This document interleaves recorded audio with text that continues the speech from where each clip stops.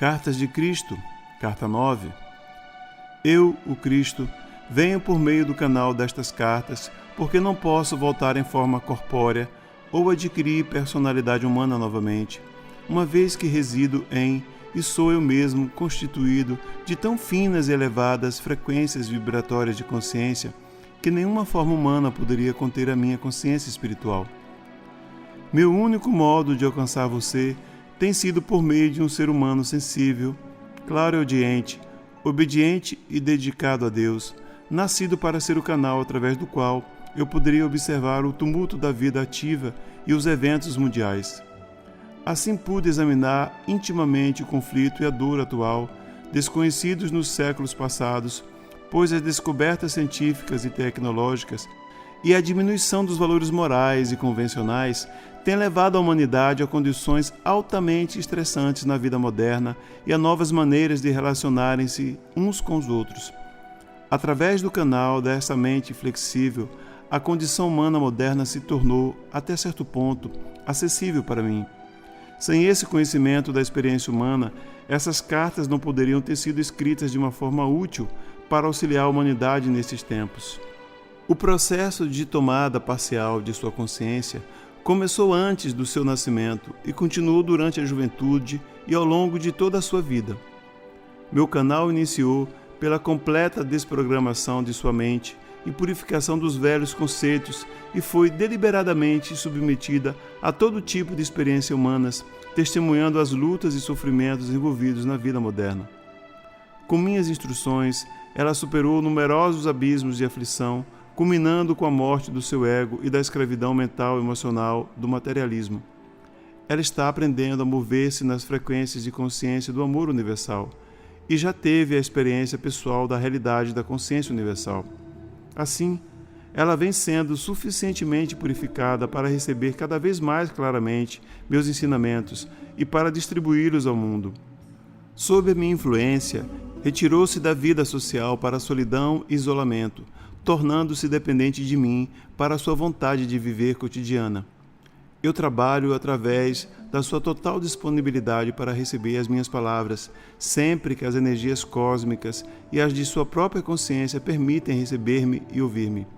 Confio na sua honestidade e dedicação para esperar ouvir-me com exatidão, e sempre faço com que ela saiba claramente quando sou eu quem fala. Até que eu fale, ela é incapaz de escrever.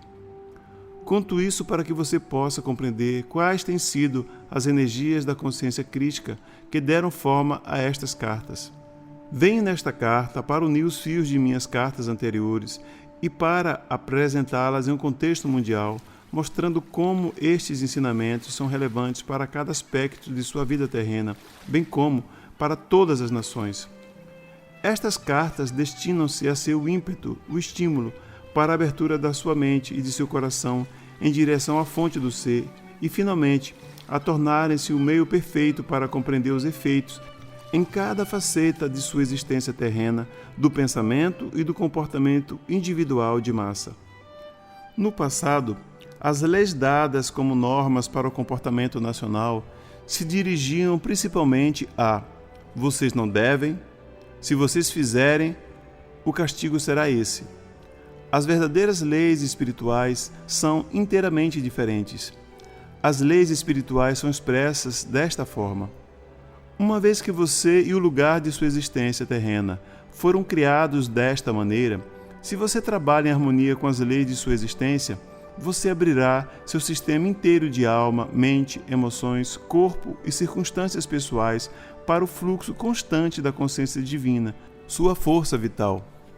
Os frutos do seu comportamento disciplinado retornarão para abençoá-lo e torná-lo cheio de saúde, harmonia e prosperidade.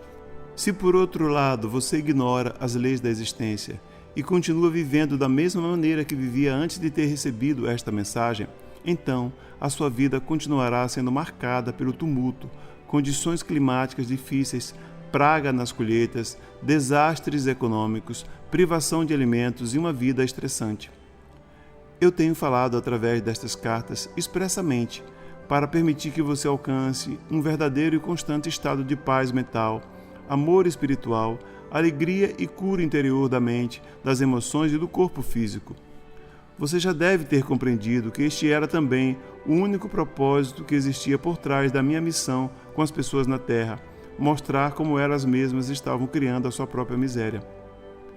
As igrejas cristãs vêm ensinando que você foi criado por Deus, que deve adorar e agradar a Deus, respeitando as suas leis. Mas isso não é verdade. Adorar a Deus é um rito pagão. Quando as pessoas adoram a Deus, o colocam em separado e acima delas, inalcançável e para ser temido, pois quem sabe que mal ele poderá enviar à terra se as pessoas não agirem de acordo com a sua vontade. Porém, essa não foi a mensagem que eu trouxe à terra.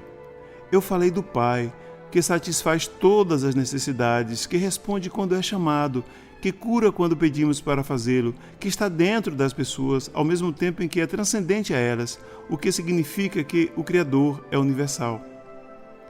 A religião judaica ensinava que somente os sumos sacerdotes poderiam aproximar-se do Santo dos Santos e fazerem súplicas pelo povo. A população só poderia aproximar-se de Jeová através dos sacerdotes, trazendo pássaros e animais para que fossem oferecidos em sacrifício, queimados para apaziguar Jeová pelos pecados das pessoas. Através desses meios, os judeus obtinham o perdão dos pecados. Eu ensinei repetidas vezes às pessoas que elas receberiam o perdão do Pai para os seus pecados, segundo a sua própria boa vontade para perdoar os outros, pois seria dado a elas de acordo com a sua própria semeadura. Eu também ensinei as pessoas a se aproximarem do Pai diretamente e a rezarem de forma simples, pedindo aquilo que necessitassem para suas vidas. Assegurei que elas seriam ouvidas e as suas súplicas respondidas, desde que fossem feitas com fé total, sem nenhuma dúvida em suas mentes.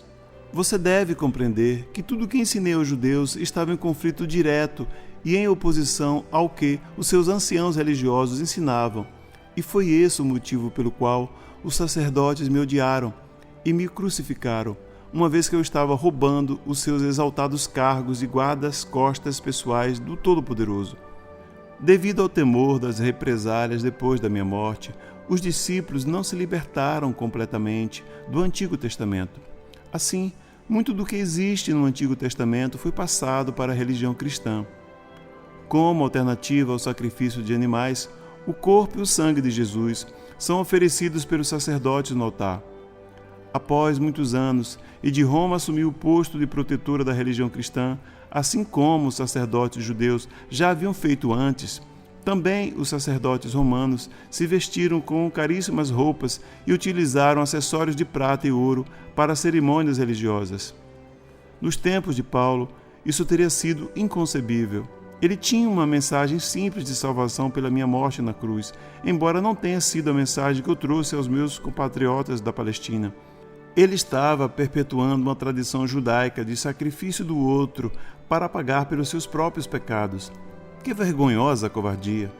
Ainda assim, Paulo realizou um grande serviço pela humanidade ao dar início a um movimento que seria um meio de abençoar a todas as raças igualmente. Ele delineou um modo de pensamento e conduta diária que trazia harmonia às vidas daqueles que procuravam viver de acordo com seus ensinamentos. É bem provável que alguns judeus tradicionalistas, vociferando outra vez, hostilizem as minhas palavras nessa segunda vinda. Eles se ressentirão de minha constante referência à antiga prática judaica de sacrificar animais e pássaros nos templos para agradar a Deus e obter o perdão dos pecados. Porém, seja quais forem as suas objeções, o fato histórico continua sendo que o templo era um lugar para oferecer sacrifícios e que o cheiro era sentido em toda Jerusalém. E durante todo aquele tempo eu sabia que o edifício do templo era dedicado a um mito, uma invenção da imaginação do homem, uma racionalização daquilo que a mente humana não podia compreender espiritualmente. Eu estava lá, senti as pedras quentes debaixo de minhas sandálias e o sol sobre minha cabeça. Eu discuti com os fariseus, suportei as suas risadas e piadas com certo divertimento e observei-os enquanto ensinavam de maneira dogmática uma forma de vida opressiva, de contínua obediência às tradições sem valor relacionadas a comer e beber, as quais eram totalmente desnecessárias. Eu estava lá. Às vezes, meu divertimento acende uma faísca de travessura em minha mente e faço com os fariseus o mesmo tipo de piada analítica pelos seus hábitos pessoais, suas roupas pomposas e suas leis, assim como eles fizeram comigo e com os meus ensinamentos. É um tolo, disseram aos gritos, ridicularizando a minha afirmação de que o reino de Deus está em você. Diga-nos, como pode Deus estar dentro de uma pessoa? Gritaram ironicamente. Usando uma chuva de argumentos pejorativos, invocaram os profetas e compararam seus conceitos do Todo-Poderoso Jeová com as minhas descrições do Pai simples, que se importava até com os pássaros. Como poderia ser isso? Perguntavam, se as aves eram sacrificadas regularmente no templo para apagar os pecados dos homens. Moisés teria estabelecido tais práticas sagradas de sacrifícios com fogo se as aves e os animais tivessem alguma importância aos olhos do Todo-Poderoso? Eu ficava impassível diante de seus ataques verbais. Ele só tinha uma convicção da tradição judaica para apoiar as suas afirmações, enquanto minha mente havia sido impregnada com o verdadeiro conhecimento da existência em si, durante as minhas experiências iluminadas no deserto. Foi-me dada a compreensão da universalidade e da boa vontade criadora do Pai, que me permitiu perceber e fazer coisas que nenhum sumo sacerdote, fariseu, saduceu ou escriba jamais poderia fazer. Uma vez que eu compreendia a natureza de nossa fonte do ser, poderia com confiança impor as mãos sobre um homem paralítico e levantá-lo, restituindo a sua plena saúde. Quem poderia comparar esse conhecimento com as ridículas leis tradicionais dos sacerdotes? Os sacerdotes, os fariseus e todo o resto desses religiosos embusteiros sabiam que nenhum deles poderia fazer tais coisas e, por essa razão, odiaram-me quando desafiei sua autoridade. Detestaram-me pela minha força diante da oposição, insultaram-me para atrair as multidões quando alguma cura era feita, e ninguém poderia negar. Aí estava, em plena luz do dia, para que todos pudessem ver, um ato de amor que os sacerdotes asseguravam que somente Deus poderia fazer. Portanto, eu deveria ser filho de Satanás. E ainda mais, não viam a cura como um ato de amor, mas como uma inexplicável blasfêmia e usurpação do papel de Deus. Acusaram-me de vangloriar-me dos meus poderes mágicos, mas não podiam dizer-me como eu havia adquirido tais poderes, e, portanto, decidiram que eu deveria ser filho de Beelzebub. Agora que expliquei a situação, deve ficar claro para você que li estas palavras, como era claro para mim naquele momento na Palestina, que a hierarquia inteira do judaísmo era composta por homens autocentrados, confusos e cheios de alta importância, que viveram unicamente de acordo com as normas e leis. Quando desafiados a usar suas mentes e seus cérebros, não puderam lidar com isso e caíram em espasmos emocionais de virulenta indignação. Era de se espantar que no momento em que eu fui levado ao conselho, mantivesse a tranquilidade e me negasse a comunicar com mentes tão obtusas. Sim, realmente estive ali na Palestina há 2000 anos. Vivi entre os homens e mulheres simples que haviam sido ensinados a temer Jeová de uma maneira muito real e que estavam obcecados com o pagamento dos sacrifícios na fogueira, para afastarem o castigo imposto pelos seus pecados. Eu fui criado e doutrinado no medo de Jeová, mas havia nascido para despertar os judeus do seu longo sono de mitos e falácias, para livrá-los de suas opressivas histórias de guerras e derramamentos de sangue, de disputas e discussões, da exigência de uma cabeça pela perda de um olho, do esconder e varrer para baixo do tapete os pecados que não tinham importância se não fossem descobertos. E se fossem descobertos, então todo o peso da lei mosaica cairia sobre a cabeça do pecador sem compaixão ou misericórdia, nem sequer um pensamento hesitante sobre as verdadeiras circunstâncias que envolviam a transgressão. Como eu havia nascido com a missão de abrir as mentes e os corações dos judeus à realidade que deu a eles a vida e o ser, desde pequeno rejeitei os ensinamentos judaicos. Algo profundo e secreto do meu instinto espiritual rebelava-se contra a antiquíssima intenção judaica de deixar que outro ser vivo carregasse a responsabilidade e pagasse o preço pela sua própria teimosia e pecado. Mais do que isso, eu não podia aceitar que um Deus que supostamente havia criado tal mundo maravilhoso se alegrasse com o sacrifício pelo fogo de parte de sua própria criação, a qual ele provia abundantemente. Era-me impossível ter respeito por tais crenças e práticas sem lógica. Depois da iluminação no deserto, cresceu apaixonadamente minha rejeição às tradições judaicas. Da mesma forma que vim com o corpo humano há 2000 anos para resgatar a nação judaica de um monumento de práticas religiosas artificiais, opressivas, inventadas pelos homens, venho agora, através do canal destas cartas, distribuídas no mundo inteiro. Venho para deixar absolutamente claro que a religião cristã de nenhuma forma reflete a minha verdadeira mensagem crística, nem como eu havia ensinado na Palestina, nem neste momento no qual as cartas provocarão a fúria e a condenação dos cristãos ortodoxos. A religião cristã, tal como se apresenta neste momento, é simplesmente uma miscelânea de pensamentos confusos provenientes das recordações seletivas dos meus discípulos, das conceituadas pregações de Paulo e de outros escritos antigos. Mais tarde, quando faltava ao cristianismo um efeito visual impactante dos deuses e deusas romanos, a religião cristã foi ornada com recursos teatrais convenientes para impressionar aqueles que o Império Eclesiástico de Roma desejava atrair para o seu cercado. Posteriormente, esse império impôs às pessoas crédulas tributos monetários ainda mais injustos do que os impostos exigidos pelo secular Império Romano sobre as nações conquistadas. Nem mesmo César exigia pagamentos para que as almas ganhassem a sua entrada no céu. Talvez você se pergunte por que sou tão explícito em minha repulsa ao judaísmo e ao cristianismo. É vital para o sucesso da distribuição de minha mensagem crística que as pessoas compreendam plenamente a verdadeira natureza das religiões que mantiveram a humanidade presa em suas garras até o século XX. Enquanto não se derem conta das bases míticas nas quais edificaram todas as suas convicções, será difícil para as pessoas se livrarem das suas crenças tão amadas. Por favor, entenda que quando faço tais afirmações me refiro à religião cristã, aos princípios da fé, ao dogma e à teologia. Não me refiro àquelas grandes almas espirituais que buscaram e continuam buscando a Deus e a verdade para além do dogma e das crenças. Muitas dessas pessoas têm recebido a minha inspiração em suas mentes e corações, mas têm medo de deixar suas preciosas crenças. Estão bloqueadas pelas práticas religiosas. É chegada a hora para que se desprendam delas e cresçam em espiritualidade e compreensão da sua verdadeira fonte do ser e para que levem as suas congregações com elas. Às igrejas cristãs de todas as denominações, digo, despertem. É chegada a hora de despertarem de um longo e artificial sono em que a razão foi suprimida pelas tradições hipnóticas e emocionais. Estas foram transmitidas através dos séculos por uma sucessão de pessoas reivindicando serem a autoridade mais elevada sobre tudo o que eu ensinei na Palestina.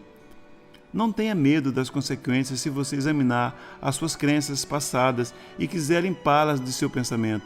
Desfaça-se das teias das ilusões e pense.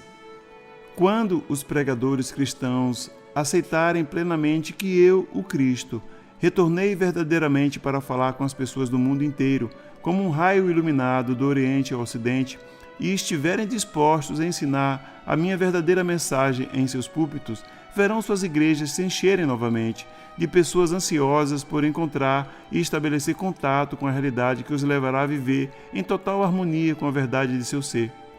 Por outro lado, vocês pregadores da religião, que deliberada e egocentricamente continuarem a ensinar o dogma do cristianismo para manter as aparências e os seus salários, verão sua religião morrer de morte natural durante os próximos 30 anos e serão abandonados pelas suas congregações que já estão sentindo que as suas palavras são apenas palavras, nelas não há vida espiritual.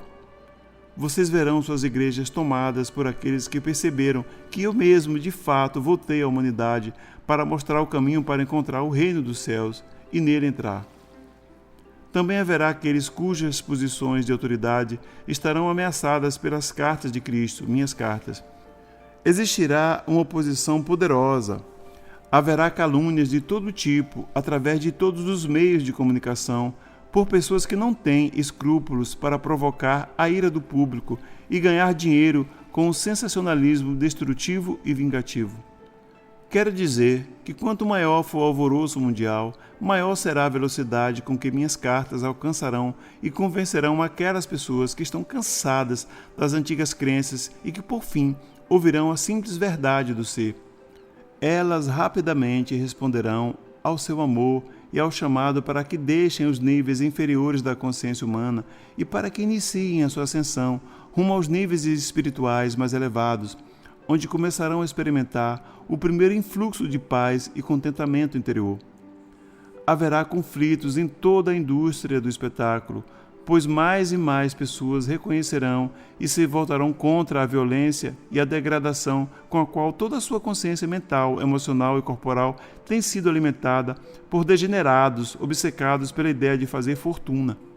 Esses vampiros espirituais compreenderam a estranha fascinação pelo profano e pelo macabro de pessoas ignorantes que vêm sendo enfraquecidas com a segurança, o conforto e o luxo do século XX e que já não encontram nenhuma satisfação em si mesmas.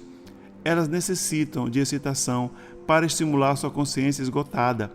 Se a vida das pessoas fosse verdadeiramente tão horrível como são aquelas mostradas nos programas de entretenimento a que elas assistem diariamente, dariam as costas às suas telas em busca de algo mais bonito e tranquilo para descansar seu sistema nervoso torturado. E se você refletisse com sinceridade sobre as condições atuais de sua vida, perceberia que estas já se transformaram em uma amedrontadora imagem espelho do que toda a indústria do espetáculo deu a você nos últimos 50 anos.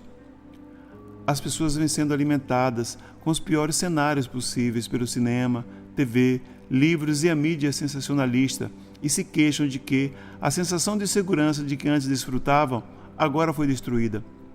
Vejo as pessoas na Terra atualmente protegidas por trás de cercas elétricas, muros altos, vigiadas por guarda-costas que traiçoeiramente assassinam as pessoas que estão sob os seus cuidados. Vejo homens e mulheres que antes caminhavam sem medo à noite pelas ruas da cidade e pelas trilhas nos campos, agora se trancarem atrás de portas de segurança, temerosos dos mais desprezíveis e brutais ataques. Vejo povos traumatizados pelos seus próprios compatriotas. Vejo genocídio, revoluções, bombardeios, assassinatos e matanças gratuitas de todo tipo. Os que são assassinados passam para as suas próximas existências ainda traumatizados pelo choque da morte inesperada. Eu os vejo e os auxilio se eles são capazes de me ver e receber. Muitas e muitas pessoas estão longe de estar preparadas para passar a uma forma de existência mais elevada e, portanto, permanecem nas sombras até que se libertem através do renascimento. A vida na Terra transformou-se no inferno que vocês descrevem na televisão, nos cinemas e na literatura. Por quê? Porque a chamada cultura civilizada permite que a brutalidade, em todas as suas formas pervertidas, entre nos lares por meio de sua televisão, produzindo o estímulo, a excitação e a violência. Vocês assim o quiseram e agora o têm na sua forma mais real, em suas próprias experiências diárias. Ninguém está imune a estes males que vocês fizeram recair sobre vocês mesmos. Você se espanta que eu, o Cristo, tenha vindo neste tempo para explicar o que você tem feito consigo mesmo? Como seria possível para alguma encarnação espiritual do amor permanecer alheia a tal agonia do espírito e deixar de prestar ajuda, quando a ajuda é possível? Como já disse antes, não estou sozinho em meu trabalho. Enquanto falo por meio destas cartas, eu falo por todos os mestres. Cada mestre está auxiliando aqueles que seguem seus ensinamentos na Terra. Cada mestre está chamando seus seguidores para que leiam, prestem atenção, rezem com o fim de poder absorver a verdade que existe nestas páginas, esforcem-se para purificar seus pensamentos e ações e se transformem na personificação do amor para todos. Estas cartas desencadearão um tempo de mudanças. Quando as pessoas despertarem verdadeiramente para o que tem sido feito com as suas consciências em todo o mundo, pelos magnatas ambiciosos, inescrupulosos e degenerados, elas sentirão muita raiva. O público começará a reconhecer as formas insidiosas e distorcidas pelas quais vem sendo seduzido para que caia nas redes da abominação.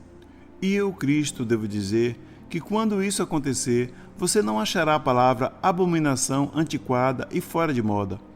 Você perceberá claramente a diferença entre as formas, palavras de consciência vivificantes e os padrões de consciências destrutivos.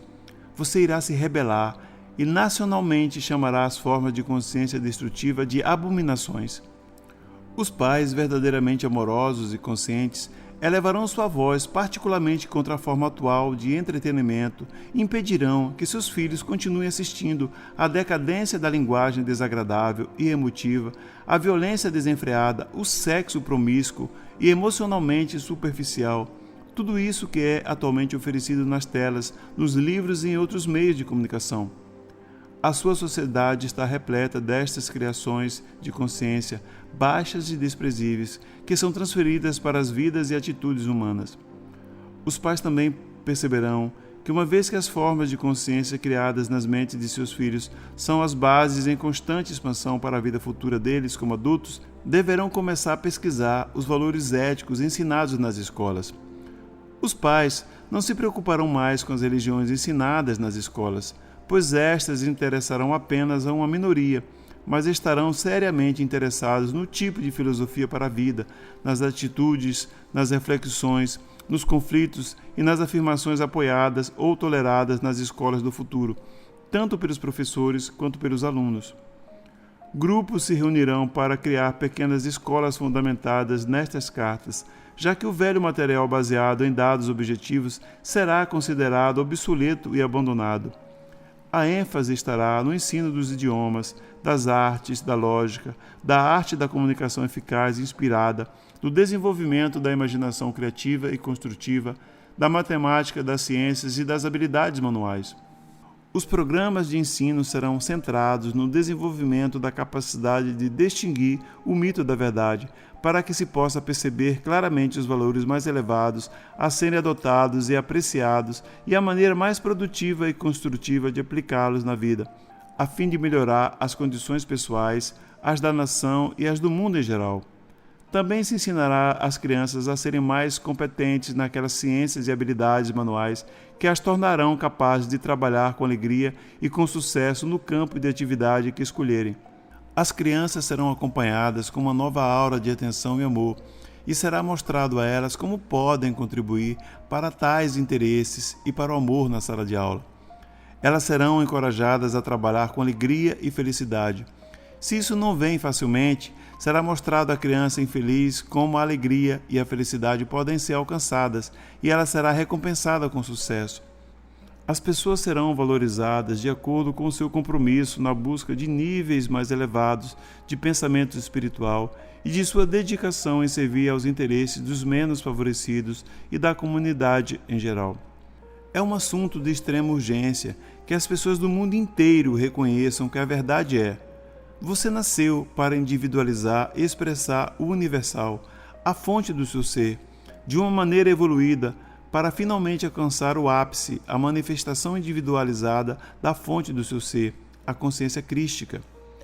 Você também foi criado para ser cuidado, nutrido, provido em cada uma de suas necessidades, com a finalidade de assegurar a sua saúde, o seu perfeito bem-estar e a sua prosperidade harmoniosa enquanto a sua alma estiver em viagem rumo à reunião individualizada com a fonte do ser, a consciência divina. Enquanto você não captar esta verdade do ser, nunca alcançará o seu verdadeiro potencial na Terra, tanto física como espiritualmente.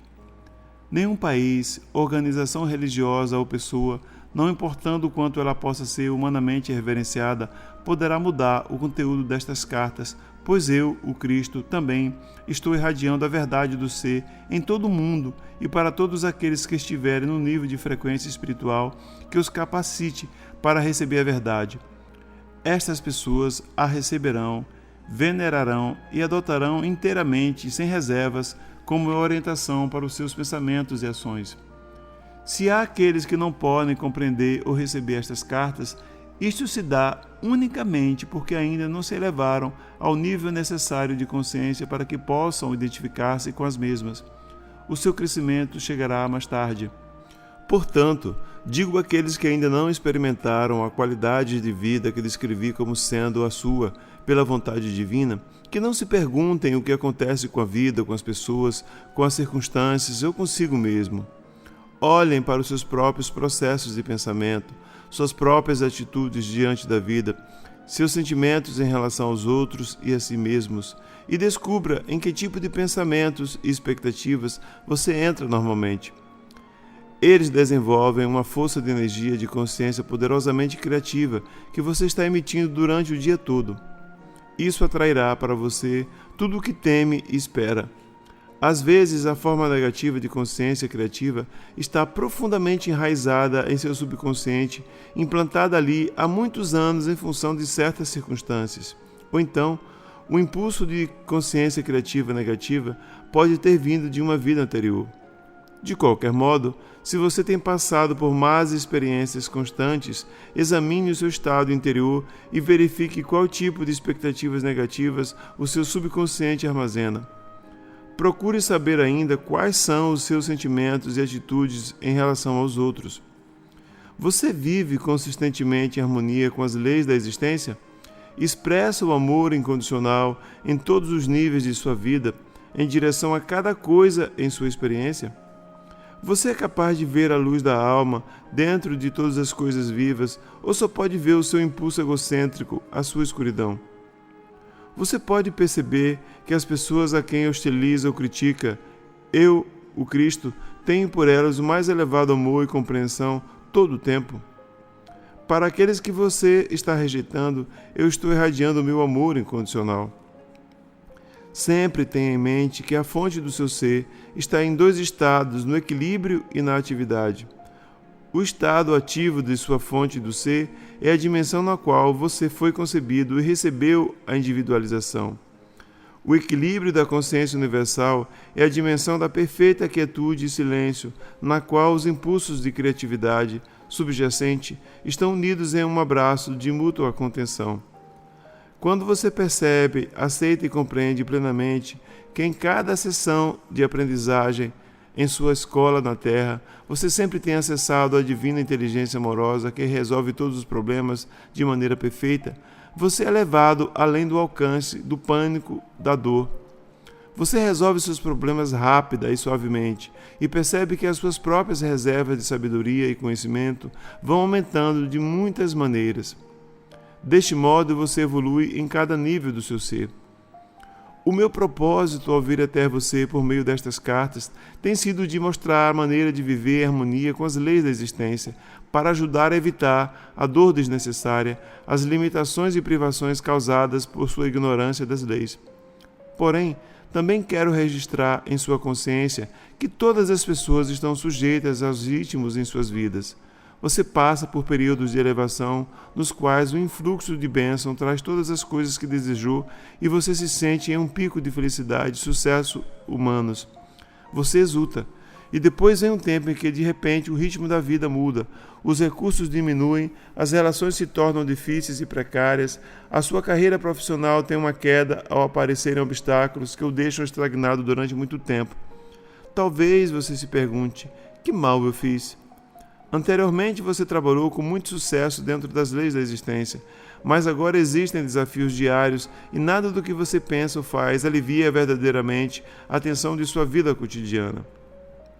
Quando esses momentos se chegarem, permaneça com o coração e a mente tranquilos e saiba que continua recebendo vida e orientação da consciência divina, apesar das aparências contrárias e das agonias superficiais. Nesses momentos é essencial que você se retire e faça um balanço dos modos pelos quais você pode ter vacilado na consciência durante os períodos elevados e reforce a sua dependência da consciência divina. Sem esses períodos sombrios de depressão, você não cresceria espiritualmente. Eles têm uma mensagem especial para você. Portanto, não dê lugar ao desespero e à amargura. Ainda que se sinta frágil, esse é o seu inverno de autodescoberta e renovação interior, que no final mostrará ser uma bênção ainda maior do que as que teve nos períodos elevados. Tome coragem e não perca a fé. Espere pacientemente até que o inverno gradualmente dê lugar à sua primavera espiritual novamente. Persevere em repouso e com confiança à espera do momento em que novamente a vida divina fluirá em sua mente, coração e vida terrena, e tudo o que havia desejado começa a manifestar-se em sua experiência. E durante todo esse tempo, perceba e mantenha-se firme no fato de que se você não está consciente do fluxo da consciência divina durante as suas meditações, Isso não significa que tenha sido abandonado, mas que as suas próprias vibrações cósmicas e, portanto, as suas vibrações de consciência pessoal estão em um nível muito baixo e que você não é capaz de elevar-se para experimentar as vibrações da consciência divina como antes.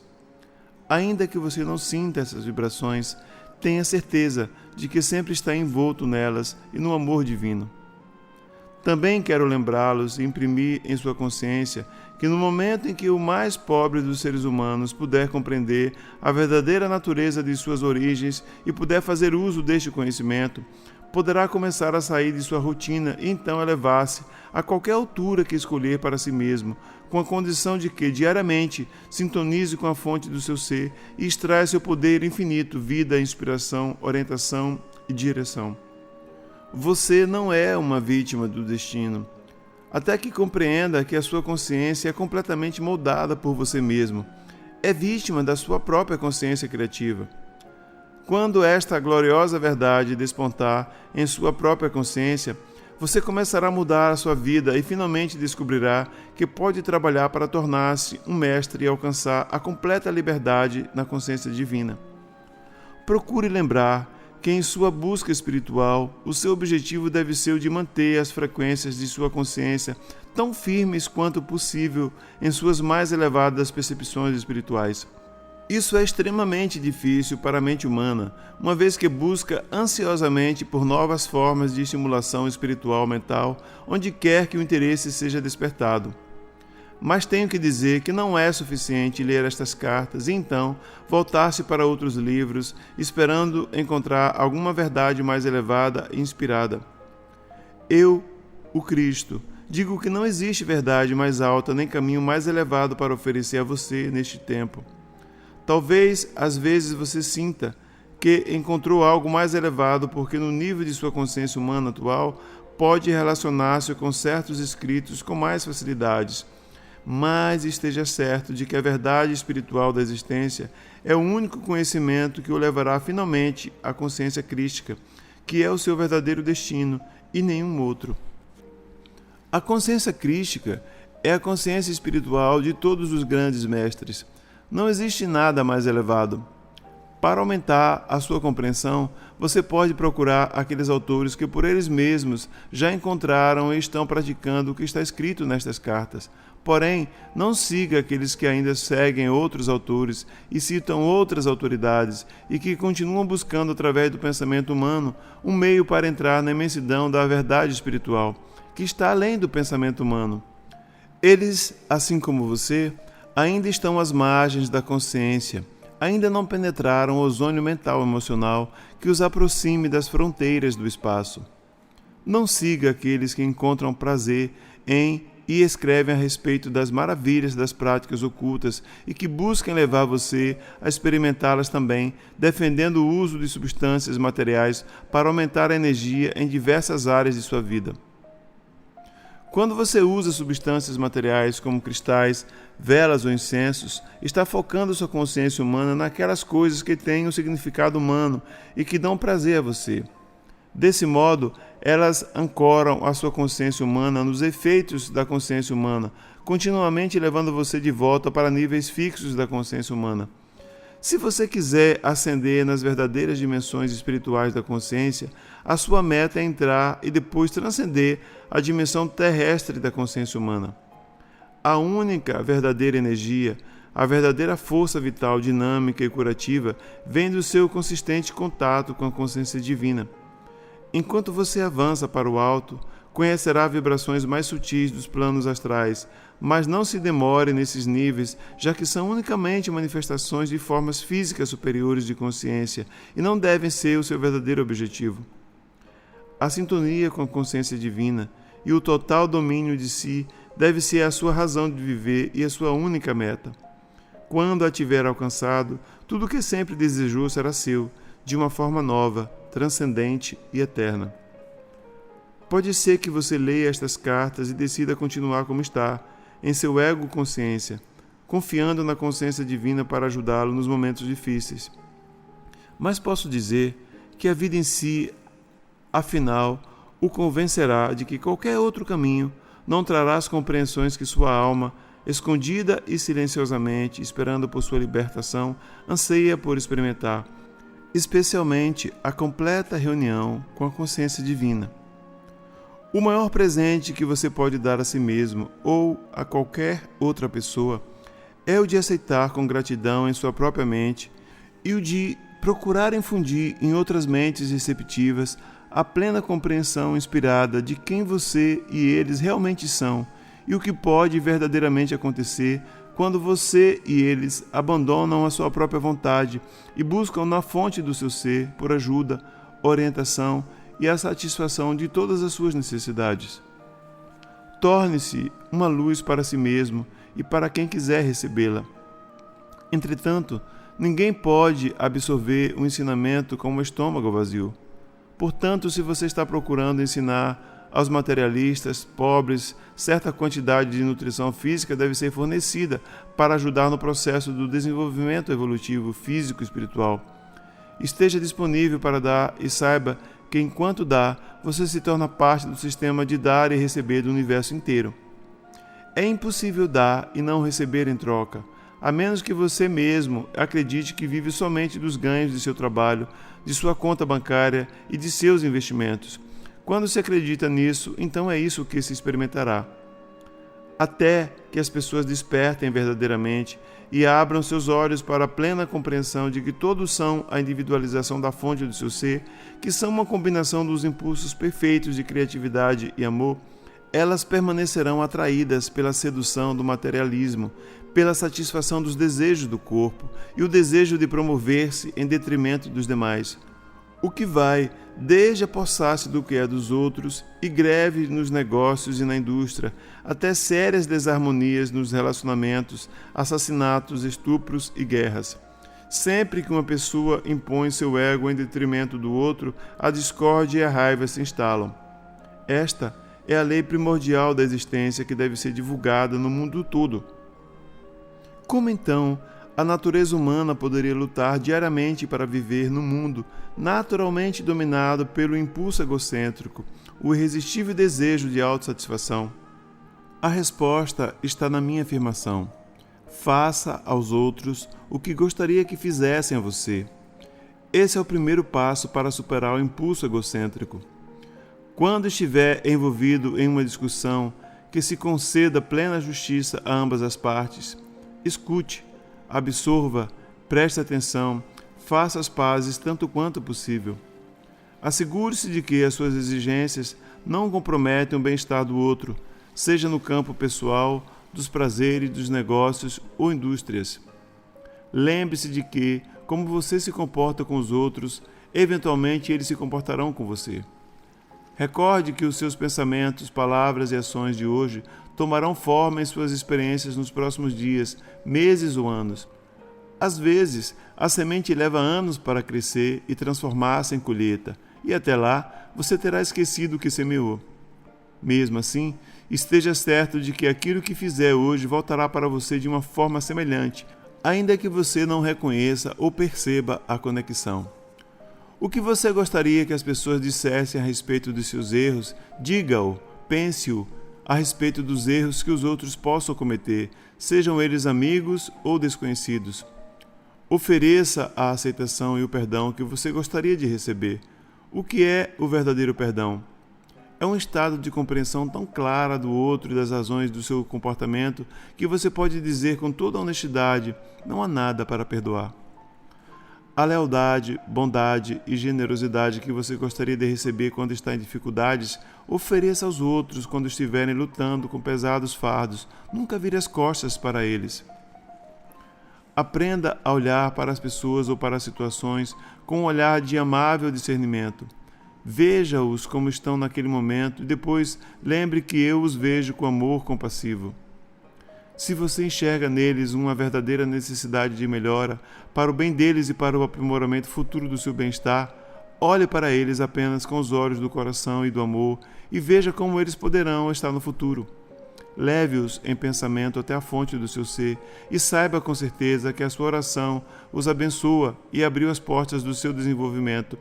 Peça orientação para a consciência divina, para saber se você pode abordar o assunto da melhoria deles e pergunte como isso pode ser feito para assegurar a feliz aceitação dos seus conselhos e do sucesso final no desenvolvimento pessoal.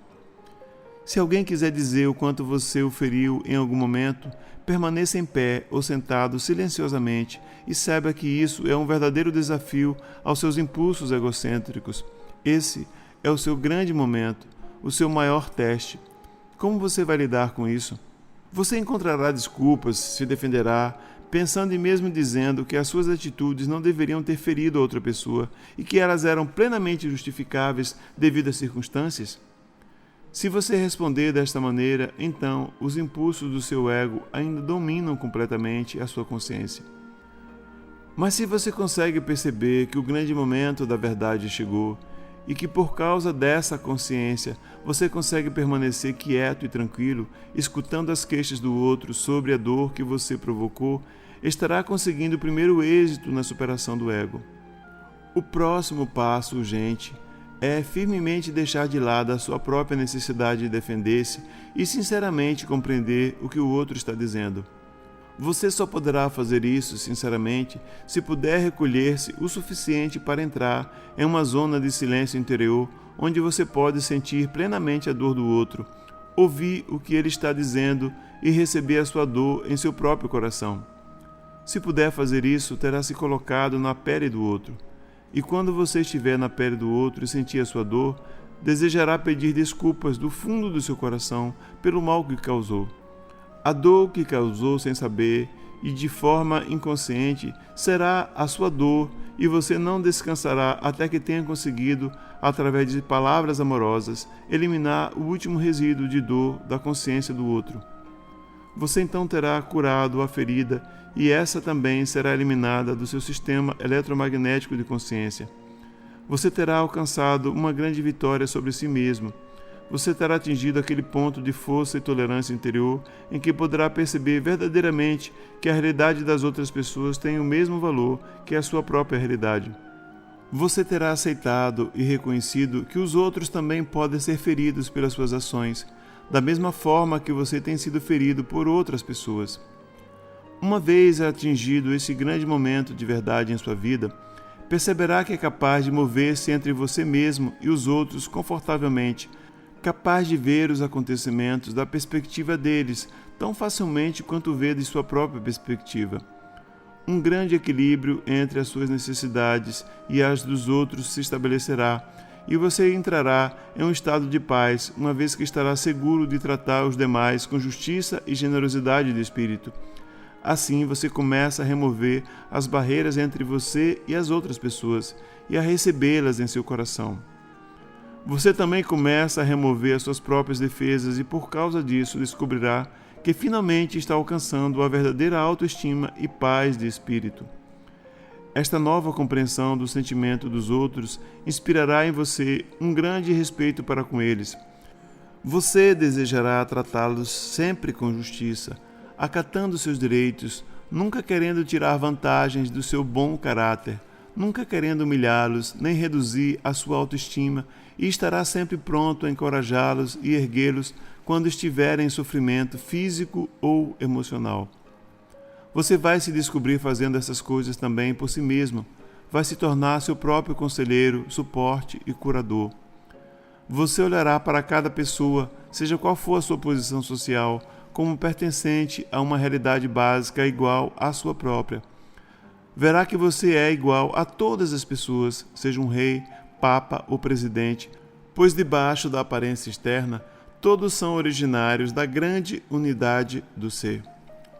Portanto, você já não se sentirá inadequado em nenhuma situação, pois terá avançado na força e na sabedoria extraída da consciência divina e reconhecerá que você tem direitos iguais a todos os demais. Tranquila e serenamente, não permitirá que outros tirem vantagem de você. Você será capaz de expressar-se com clareza e honestidade, com a devida consideração pelos sentimentos da outra pessoa. Você não terá mais vontade de denegrir o outro nem reduzir a sua autoestima. Ao contrário, você fará todo o possível para salvaguardar o autorrespeito deles, expondo a sua verdade de maneira clara, mas amorosamente. Lembre-se, Quando exprimir a sua verdade para outro, não é de sua incumbência dizer a ele como deveria agir em qualquer circunstância, nem como deveria reagir às suas palavras. Contudo, respeitando os valores universais de perfeita honestidade, de trabalho consciencioso, de boa vontade para com os demais e de cuidado para com os menos favorecidos, uma pessoa tem o direito de pleitear que estes valores prevaleçam sobre todas as outras considerações de conveniência dentro de um grupo, empresa da comunidade ou empreendimento nacional. Você tem o legítimo direito de dizer como se sente diante de comportamento de menosprezo de uma pessoa em relação a você. Você deve estar ciente da necessidade de fazê-lo. É provável que a sua cuidadosa honestidade seja necessária para resolver ou esclarecer uma determinada situação para o bem de todos. Expresse a sua opinião com gentileza. Diga suavemente ao outro como se sente nas atuais circunstâncias desagradáveis e explique o que o faz sentir-se assim. Não diga, você fez tal e tal coisa, porque o outro sentirá que você o está culpando e isso despertará nele o mecanismo de defesa do ego. A partir daí, o confronto será difícil e desagradável para ambos. Para aproximar-se de pessoas impulsionadas pelo ego, é preciso continuamente falar de maneira tal que elas nunca se sintam ameaçadas. Essa é a arte da comunicação amorosa e você só pode aprendê-la por erros e acertos e prática constante. Cada vez que você domina o seu ego, se torna mais fácil o relacionamento com os outros, porque você está alcançando uma compreensão da função do ego em todas as pessoas. Com o passar do tempo e da gradual libertação das garras do impulso egocêntrico, você perceberá cada vez mais que pode escutar os outros com empatia de alma e amor. Se eles se comportam de uma maneira que anteriormente o teria ofendido ou causado dor, agora notará o bem-estar e o riso brotando em você. Então você saberá que a sua alma está em contato direto com a consciência divina, pois seu estado natural é o do riso. O riso é um impulso da consciência que se propaga através dos céus, de um planeta a outro, através da Via Láctea, até os confins do infinito. Tão infinito quanto a consciência divina, o riso começou a existir no momento do Big Bang. O que é o riso? É uma resposta espontânea da consciência diante de uma situação na qual dois acontecimentos, dois incidentes ou duas pessoas, na ordem natural das coisas, não pertencem um ao outro, estão estranhamente em desacordo ou em oposição um contra o outro. É um efeito ondulante, experienciado por todos os seres vivos das espécies mais elevadas e que são capazes de certos julgamentos ou percepções. Isso elimina a tensão. O efeito ondulante é sentido sobre o diafragma, o qual protege o coração e o sistema nervoso. Como você deve ter percebido ao examinar a natureza da criação, foi feito todo o possível na evolução do desenho e do crescimento dos corpos vivos para criar um corpo perfeitamente adaptado e conveniente ao ambiente, a fim de permitir ao ocupante desse corpo sentir-se confortável e feliz e viver sem tensão. A tensão é prejudicial à saúde, e isso é contrário à vontade da consciência divina. Uma espontânea e saudável explosão de riso é primeiro experimentada como uma rápida onda de consciência que passa pela cabeça, iluminando a consciência inteira. Isso é imediatamente seguido pelo efeito ondulante físico do riso, experienciado como um leve bater da respiração sobre o diafragma para romper qualquer tensão e aliviar qualquer resíduo de amargura. Às vezes, o riso provocado em uma situação muito divertida se prolonga tanto que a pessoa finalmente se sente exausta, mas também feliz e ao mesmo tempo um pouco triste porque o riso terminou. A maioria das pessoas diz que o riso proporciona a elas uma sensação de bem-estar, ainda que tenha passado por uma situação de discórdia um minuto antes. Se uma pessoa pode rir sinceramente vendo o absurdo de uma situação onde antes existia um aborrecimento ou mágoa, as tensões são aliviadas e as relações amistosas se restauram espontaneamente. O riso é um presente do amor para uma criação que está possuída pelos egos e necessitando libertar-se deles. À medida que o impulso egocêntrico diminui gradativamente, sua pressão sobre a mente e as emoções, você descobrirá que o riso brota espontaneamente e traz uma maravilhosa sensação de libertação. O efeito ondulante do riso eleva as frequências vibratórias de sua consciência, porque a energia é liberada onde você mais necessita, no seu coração e no seu diafragma, que é o centro das emoções, e também porque o riso vem diretamente da consciência divina. Portanto, o riso é divino. O riso é sua criança interior. Enquanto você lê estas cartas, medita e seus níveis de frequências vibratórias de consciência se elevam, você descobrirá que os velhos padrões mentais já não estão confortáveis em sua mente. Você buscará formas de expulsá-los de sua consciência. Conforme você vai elevando-se espiritualmente e deseje cada vez mais desfazer-se dos inconvenientes impulsos humanos egocêntricos, os conflitos em suas sensibilidades se tornarão mais penosos e você pedirá por alívio. Perceberá então que quando se volta para a consciência divina e pede ardentemente por assistência divina, a ajuda vem com certeza. Você se livrará dos pensamentos e reações indesejáveis e descobrirá que o riso se torna cada vez mais espontâneo. Descobrirá também que as tensões são suavizadas e que seus pensamentos se tornam mais leves, que suas relações são mais fáceis, mais cuidadosas, muito mais apreciativas, que você está mais consciente da vida em si e de tudo o que ela tem a oferecer em visão e experiência. Você desfrutará mais dos prazeres simples da vida, se sentirá menos saturado de desejos, necessitará menos alimento, menos entretenimento, estará mais feliz com sua própria companhia e afinal começará a se alegrar com sua própria companhia, porque a consciência divina estará infundindo sua consciência humana com seu próprio estado exaltado de bem-estar. Pouco a pouco, você retornará à sua condição de criança, que vê o mundo com um olhar feliz e curioso. Isso não é senilidade, é um estado de maior consciência e vivacidade, seja qual for a sua idade. Este é o estado do ser, que queria expressar quando disse que, a menos que volte a ser como uma criança, você não poderá entrar no reino dos céus. Na realidade, eu disse que quando você entra no reino dos céus, torna-se uma criança cheia de deslumbramento e alegria. Eu dei ao mundo estas cartas para que aqueles que as leiam e as absorvam possam finalmente entrar no reino dos céus e alcançar aquele estado de alegria que vem da pureza da mente e da inocência. Exercícios espirituais.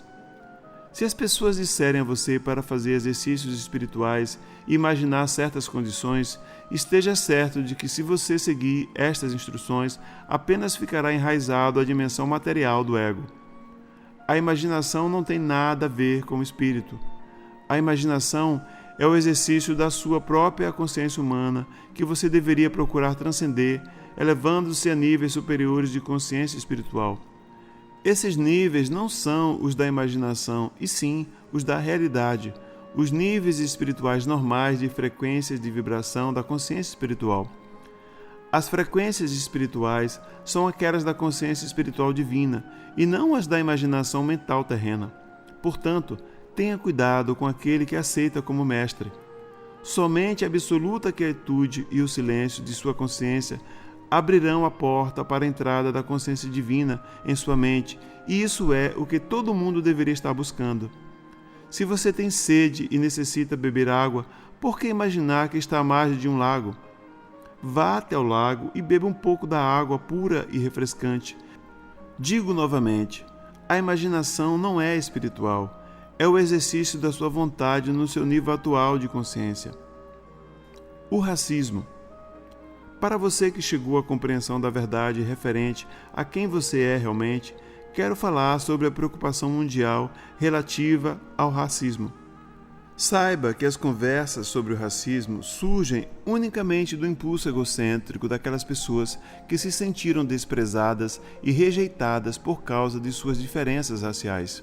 Esses sentimentos estão tão profundamente enraizados no eu que não importa a maneira como as circunstâncias mudem e façam as vidas destas pessoas progredirem, tornando-se inclusive personagens de grande importância no cenário mundial, sempre permanecerá nelas um sentimento de inadequação e um ressentimento contra as pessoas que primeiro as fizeram sentirem-se inferiores.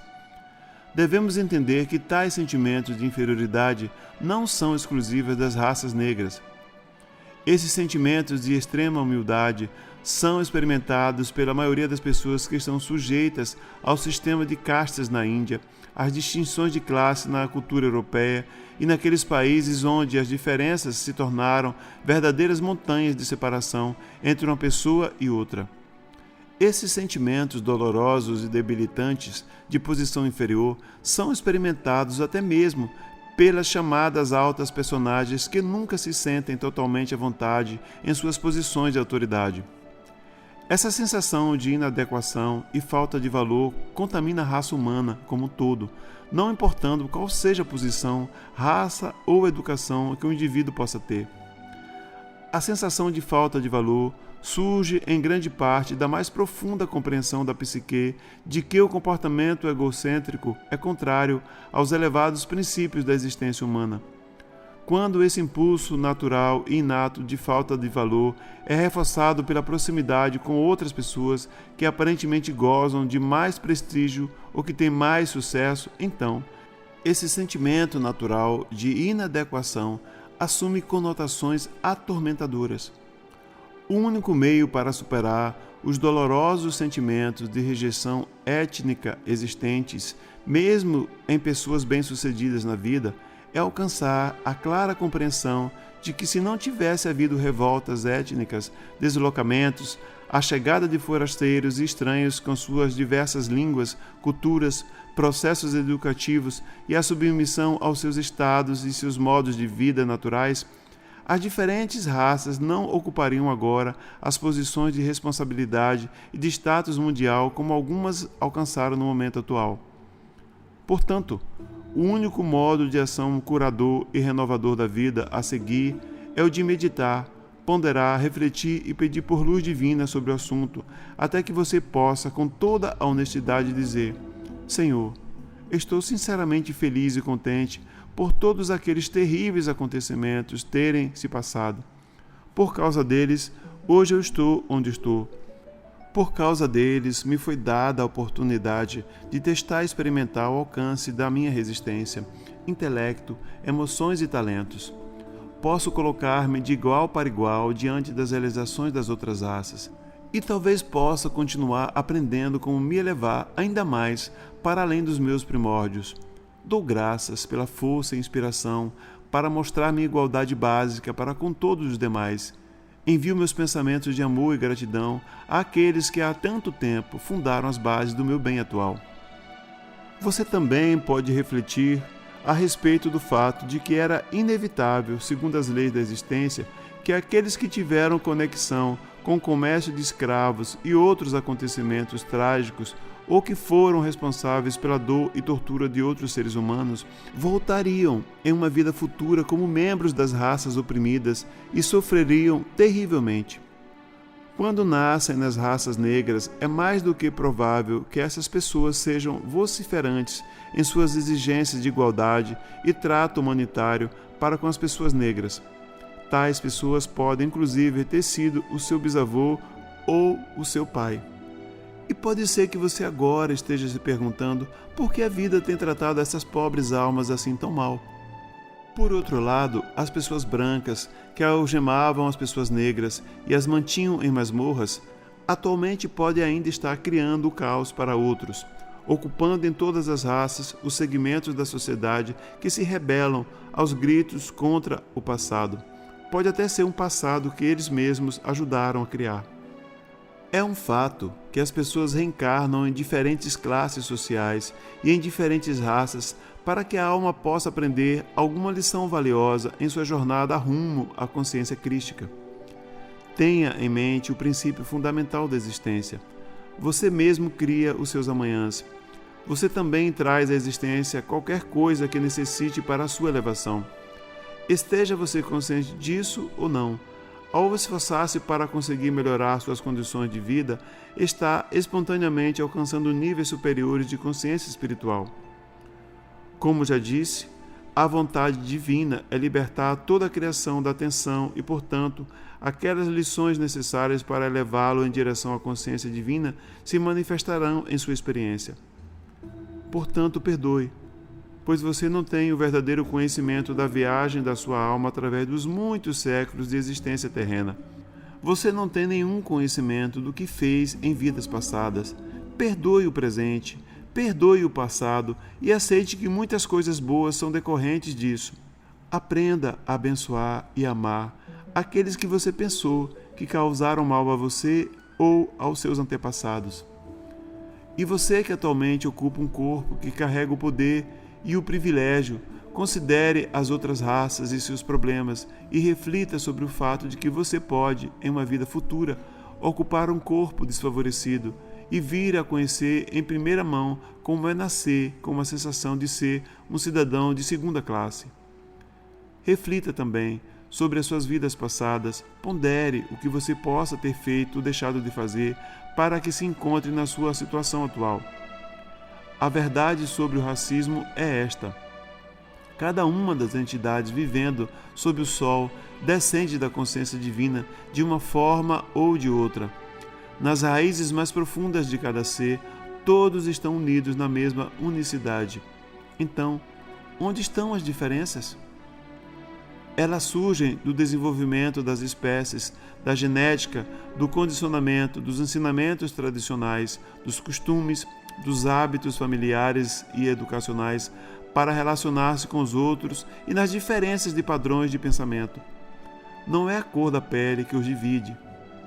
Uma criança pequena, de qualquer raça ou cor, pela sua inocência e espontaneidade de autoexpressão, será bem aceita no coração da maioria dos adultos. É a consciência que os divide e que é sentida em cada nível do seu ser, pois todos vocês são, apesar dos corpos materializados, formas de consciência, expressando padrões de consciência e formas de consciência, recebendo padrões de consciência dos outros. A consciência de cada indivíduo é a sua realidade, não a sua pele ou aparência, e é a consciência das pessoas que atrai ou rejeita os demais. Vocês podem ter certeza de que seu senso de diferença racial somente será superado quando seus padrões de pensamento, mentais e emocionais estiverem em harmonia e quando os valores pelos quais escolhem viver diariamente forem os mesmos. Até que chegue esse momento, é inútil que as pessoas se aborreçam umas com as outras devido às diferenças raciais. Elas são próprias da condição humana. Se você quiser ser completamente aceito por outra raça, tem que mudar os seus valores, suas percepções, suas ideias, seus modos de vida e a forma de relacionar-se a fim de assemelhar-se com as pessoas dessa raça. As diferenças raciais então morrem de morte natural. Se você não está preparado para assumir a consciência da raça a qual deseja unir-se, então reconheça, aceite e respeite com amor as diferenças de consciência. Ninguém tem o direito de exigir que você ignore as diferenças. O mais importante de tudo, escolha os padrões mais elevados que o mundo tem a oferecer. Trabalhe para abraçá-los e utilizá-los, e todas as cores de pele mostrarão uma nova beleza interior, a qual ninguém será capaz de resistir. Então, todas as pessoas de boa vontade se unirão em perfeita harmonia. A aparência física de cada cor mudará e também se revestirá de uma nova beleza interior. Quando estas cartas tiverem sido distribuídas no mundo inteiro e grupos de pessoas se reunirem para viver segundo as leis espirituais da existência, tais grupos perceberão que estão vivendo vidas harmoniosamente protegidas, ainda que possa existir o caos ao redor deles. Por toda parte, aqueles que se reunirem para aprender como entrar e viver na totalidade do ser, a que chamei de o reino dos céus, há 2000 anos, descobrirão sem dúvida que suas circunstâncias de vida mudarão. Encorajo-os vivamente a se reunirem aos domingos para conversarem sobre as muitas bênçãos recebidas, agradecerem sinceramente e de todo o coração e a elevarem sua mente em louvor daquele que lhe deu o ser. Meditem juntos, para que através de suas mentes atraiam a consciência divina, a consciência mundial, a fim de que a natureza do divino possa, cada vez mais, impregnar a natureza da psique mundial com o seu próprio amor transcendente. Estes grupos emitirão uma energia de consciência espiritual que influenciará as energias mentais ao redor. Eu gostaria que recordassem que o mundo não estava numa situação tão perigosa quando as igrejas em todo o planeta se reuniam aos domingos para adorar a Deus. Esse tempo já passou. Vocês não adoram mais a Deus. Vocês construirão uma forte compreensão da consciência divina universalmente presente. Sua universalidade e a extensão de sua criatividade estarão cada vez mais firmemente enraizadas em suas mentes por meio do louvor sincero. No silêncio e na quietude, vocês se dirigirão à consciência divina e amorosamente a convidarão para tomar posse de suas mentes e de seus corações. E assim, pouco a pouco, vocês serão unificados e a consciência divina se apossará cada vez mais do mundo, tal como era a sua primeira intenção. Reencarnação. Muitos perguntarão como é que no momento da concepção uma alma pode ser extraída da consciência divina e que o corpo em si pode ser usado em seu tempo de vida como veículo de autoexpressão pela alma que está pronta para reencarnar.